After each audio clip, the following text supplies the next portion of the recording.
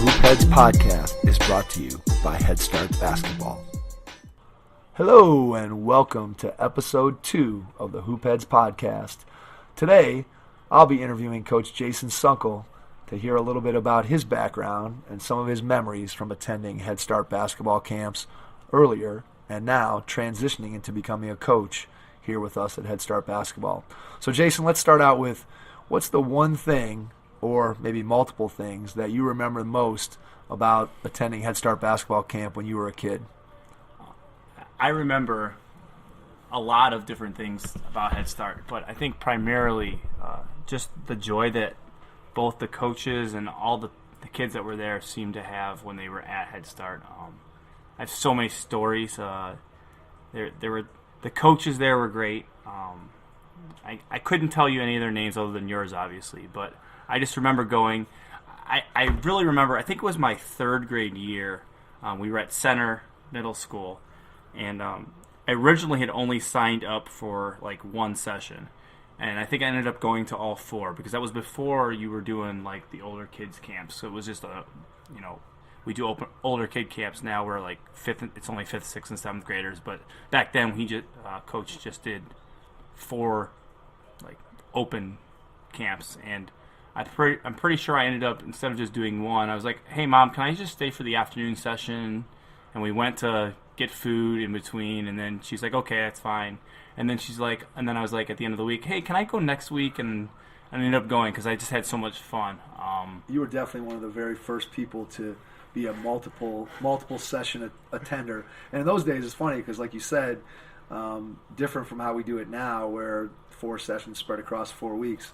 There we were morning and afternoon. So if you wanted to go to 2 sessions, you were basically with us all day from 8:30 a.m. until 4 p.m. So it was a little bit different than it is today. Yeah. And there's just so many memories I have. Coaches used to do a continuous knockout. It was a fun game that I don't necessarily know. It was back when this camp had just started. But I remember doing continuous knockout. I remember holding the torch when we had to run, which I've kind of infused a little bit into when I'm coaching because I think it's funny because obviously it has a different meaning to me because it's what the coaches back when I was at camp had us do. Now I'm instilling it on the other youth, and I even do it when I coach my 7th and 8th graders that I coach now. I make them hold the torch. So they're like, why do I have to do that? And I'm like, oh, just because it's my thing. So. Yeah, some of the things we look back on as again when we started the camp, and obviously we were trying to do we were trying to do things to help kids get better at basketball, and my friends and I, as we ran the camp, we were young. So I guess my point here is, I think you need to explain continuous knockout for people out there who don't understand what happened there because it's one of the things that as I look back on camp. It was one of the funnier things that we did at camp back. Again, we haven't done it for a long, long time. It's been. I don't even think I've ever done it as a coach. I don't feel. You would set us up, and we would have 6 or 7, 8 hoops going at once of knockout. And when you get knocked out, you just go to the next hoop, and it just continued. Hence the name continuous knockout. And I don't necessarily know that there was an end game, or like if you went to all the hoops, you were out. Or I think it was when the coaches were tired and wanted to rest, and so then we'd set that up. And then at the end, I remember I would always come out and kind of jump out from wherever I was standing or whatever hoop I was at, and say, "All right, who won?" And everyone would raise their hand. People would all look at me. The kids would all look at me like I was crazy. So, again, that's one of those things that you do when you're young, and that I think everybody had fun because all the kids loved knockout, but the basketball benefit to that was somewhat dubious. Well, I mean, I still look at it back, and I remember it, so sure. It had some kind of impact on me, and for sure. Yep. I made me appreciate it. And obviously, I liked camp enough to go back because I was learning and having fun, and I always loved the tournaments and the stations, and I mean, the stations as the years have progressed, stations have changed, but some of the things, the tenets of camp, such as sportsmanship and things, have remained the same, and I think that's really important to note. Like, as things change, there are still things that remain the same and have remained the same throughout the 25 plus. This will be 26. This will be year 26. So it's and I'm pretty sure that I've been a part of, I was at the second year camp. My first year was the second year Mike was doing camp, because I did not do the elementary camps, which was his first year. But I'm pretty sure I was from third grade or second grade until I was going to seventh grade. I went to it, and I probably went to all 4 camps every single year. And then I started working, I think, in 10th grade, from 10th or 11th grade. I don't remember exactly when. It's a long time ago. It's been a long time. So yeah, I just remember lots of great things about camp. So, next question. If you look back, I know you kind of mentioned your favorite, some of your favorite memories. But if you think about your favorite coach, and even if you didn't remember that coach's name, I think one of the things that we sometimes have to remind ourselves as coaches is the impact that we have on kids. And sometimes you don't even realize some of the things that you're doing that have an impact and that people hold in their memory. So is there anything that you remember from camp, like, again, even if you don't remember the coach's name, something that a coach said to you or something that a coach did that helped you to think back finally on your time at camp? I just remember there was a particular coach he was a tall guy, and he would dunk when we told him to dunk, and he was just hilarious. And I just remember from year to year hoping that he was going to be there at camp. And I just remember that one year that he was not there anymore because he had moved on to wherever, and I was sad, but at the same time, he made me realize a lot and appreciate a lot more how much he was helping me and making me appreciate the game.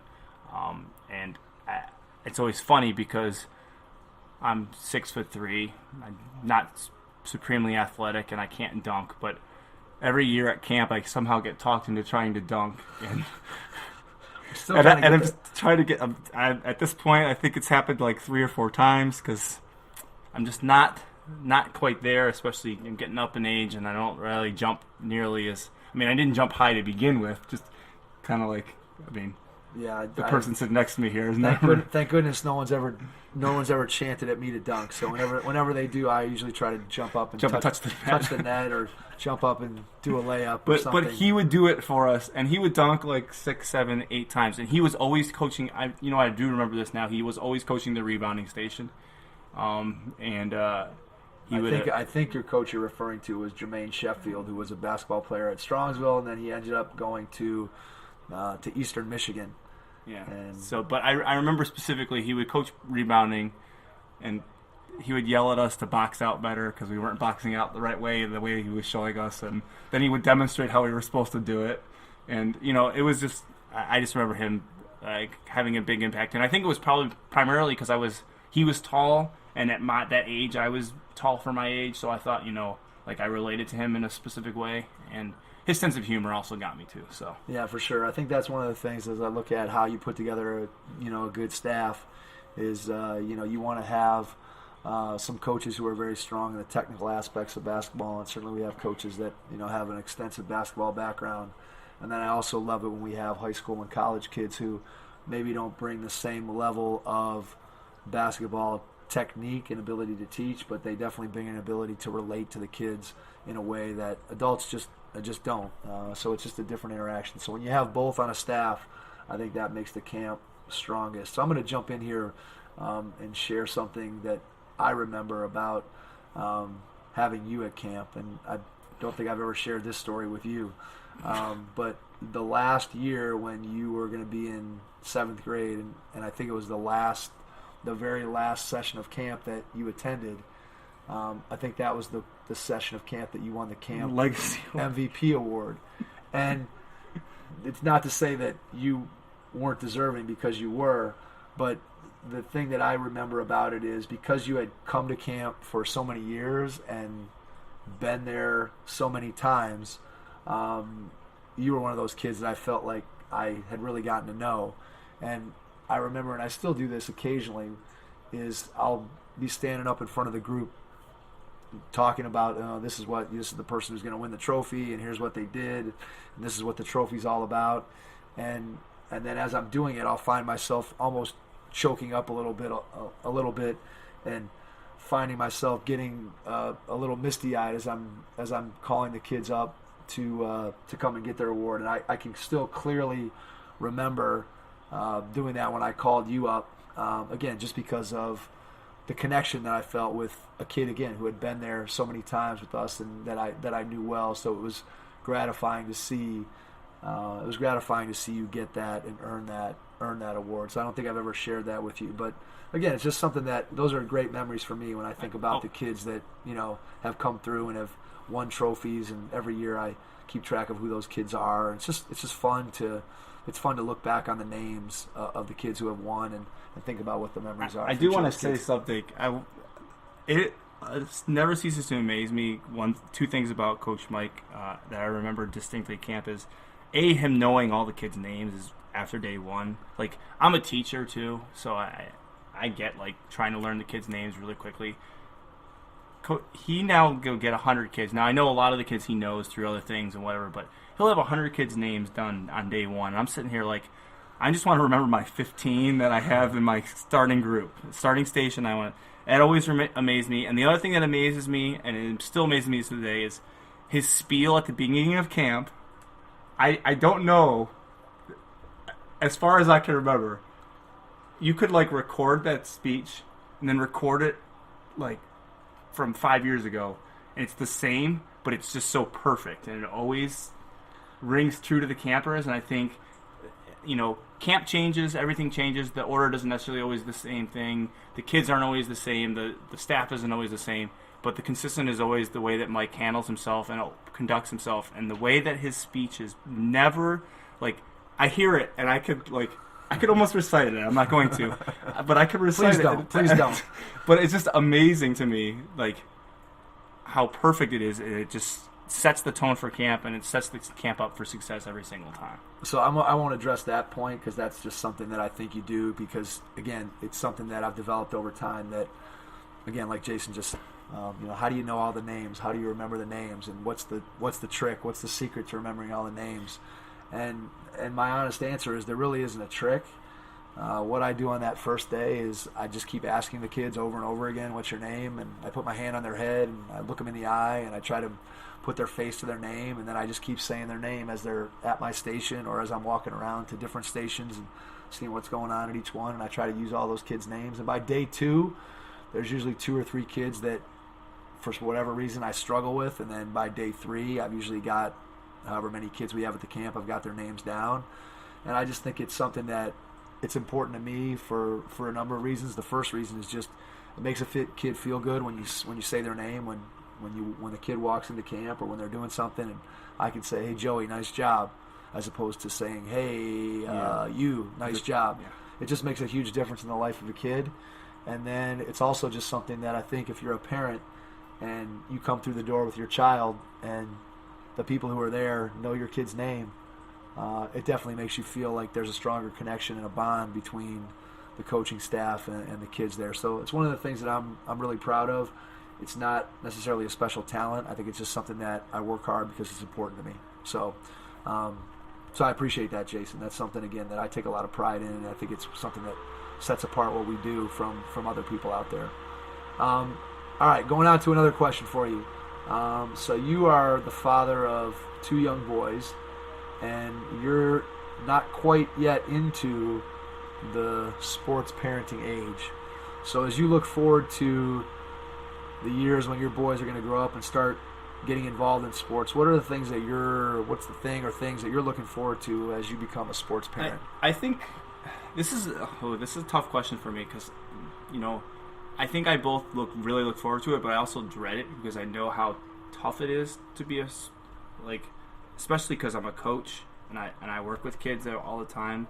Like, I'm gonna have to make sure, like, if I'm not his coach, if I don't want, like, not overstepping bounds, but at the same time, like, I'm really looking forward to him taking up a sport that he really, really enjoys. And whether it's basketball, whether it's baseball, whatever it is, just seeing him grow to appreciate a game is really important. I actually recently, for his birthday, he got a set of golf clubs, and I've taken him out twice already just to, like, go out and see. And he's in the 2 times, he's 4 years old. He just turned 4.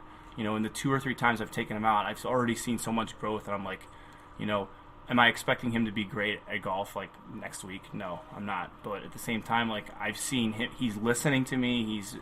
He seems to appreciate it, and I just look forward to like being able to instill some kind of confidence, show him different things, and I've got him dribbling a basketball like one of those mini balls just because I want him to get practicing that because I know how important it is. As you mentioned in the previous podcast, like one of the most important things is being able to dribble and get somewhere. So I'm working on him with that. But I look forward to seeing him grow, and just fall in love with a sport that he truly loves. I'm not going to force anything on him. I really can't stand when parents do that because I feel like it puts them in a position, and I'm not going to speak to any specifics primarily because I am a coach now, but I know there are some girls that I've coached in the past, or when I coached in Cleveland for the 2 years, that parents just wanted their kids to do the sport because they did the sport, and I don't want to be that guy. I don't want to be, you have to do basketball because I played basketball, because I don't think that they don't want to do it. If they don't want to do it, then why am I forcing them to do it? Why am I, maybe they could take something else up that they'd really be good at or they'd really enjoy. And I think that's ultimately what matters, is that they are the ones that are enjoying it, not me, because ultimately I'm their parent. And yes, I surely would like to enjoy what they're doing, but at the same time, it's most important that they enjoy it, because I'm 31 years old and I'm still playing basketball because I love it. I don't want, if my dad would have been like, you have to play soccer because I played soccer, and I don't necessarily know that I would love that sport. Yep. It has to be something that I love. I think you're 100% right on that. I think that's one of the things that's most challenging as a parent is figuring out how to make that balance between giving them the opportunities to do things versus forcing them. And so speaking of my own situation, I mean, obviously my kids have gotten a lot more exposure to basketball than they would from somebody else, or that they've probably gotten to other sports. But I've tried very hard to make sure that what they're doing comes from them and not try to push them beyond that. And it's difficult to do sometimes as a parent. You feel like you want to push more, but ultimately I think you made a great point that if they don't like it and they don't love it, then they're never going to practice or work hard enough to be good at it for the long term. And so, again, you want it to be about fun. You want it to be about learning things about life that can apply beyond beyond basketball or beyond golf or beyond whatever it is, the sport that you're talking about. All right, we're going to wrap it up with one final question for you, Jason. And that final question is, you've become now, not only are you a teacher, but you're also coaching some middle school girls basketball teams, and obviously you coach with us at Head Start. So what are some things recently, one thing or maybe a couple things that you've learned in the last, let's say, year or two that have helped to make you a better coach, that have allowed you to have a greater impact on the kids that you touch every day? All right, so I guess I'll give a little background first. So I coached for 2 years. I when I first I went to Baldwin Wallace. I got out of Baldwin Wallace. I started teaching in a charter school in Cleveland, and the charter school isn't part of OHSAA. They kind of do their own thing.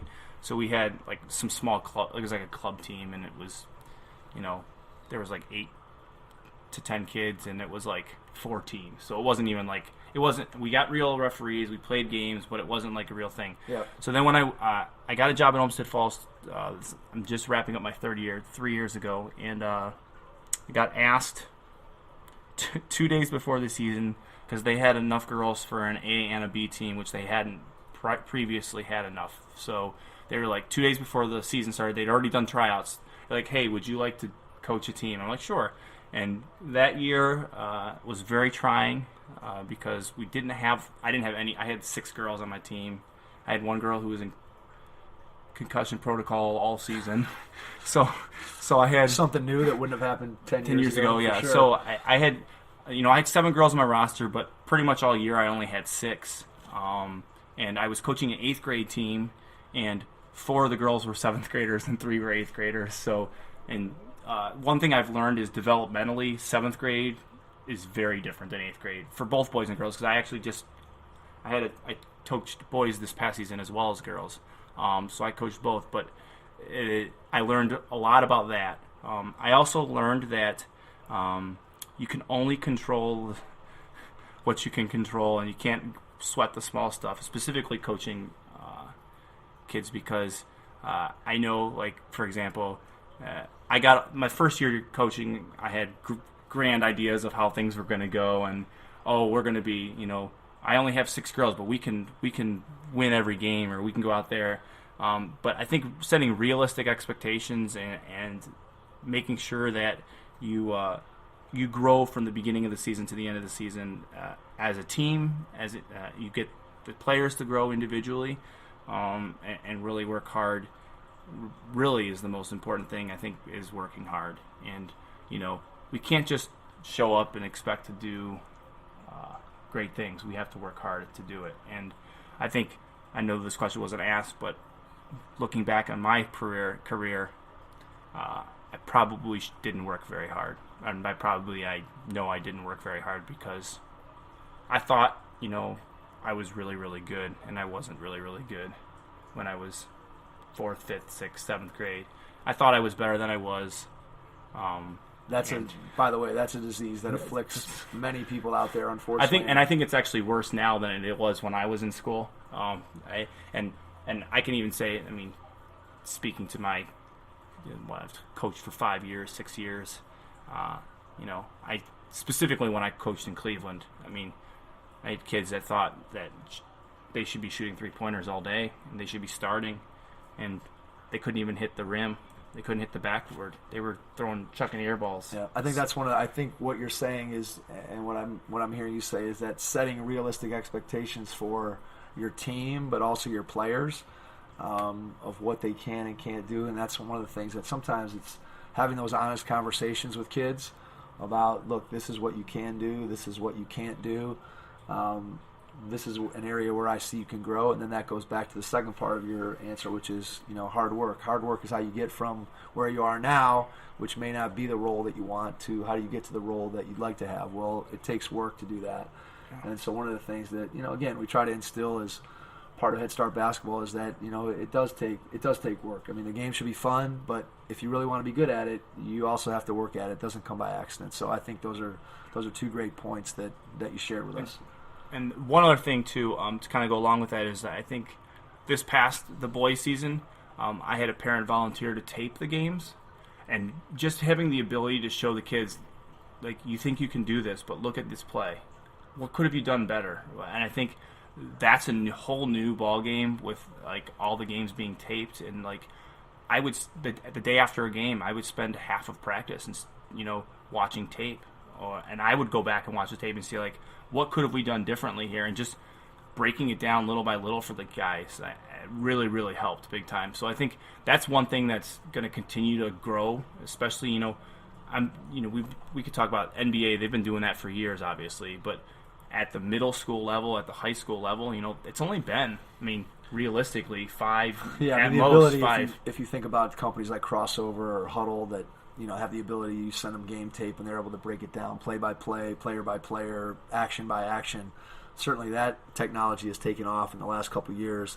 Even thinking back to, 5, let's just say go back 5 years ago, I'm guessing that, even taping a middle school game was a rarity. Now high school obviously is, people have had game tapes since back when I was playing, when you were playing, but middle school for sure. And even now, you think about youth teams, whether it's a youth rec team or a travel team or an AAU team, there are some teams that have a parent that are willing to film games and coaches that go and look at it, but still the vast majority of those coaches don't. So I think it's a good tool if you have access to it, for sure. It's just not always as available on the youth level as it is once you get into the interscholastic competition. But you're right, it's a tremendous tool for those coaches who have access to it. So Jason, thanks a lot for your time today. Appreciate it. It was a lot of fun learning a little bit more about you and your background. And thanks to you out there for listening. Appreciate it.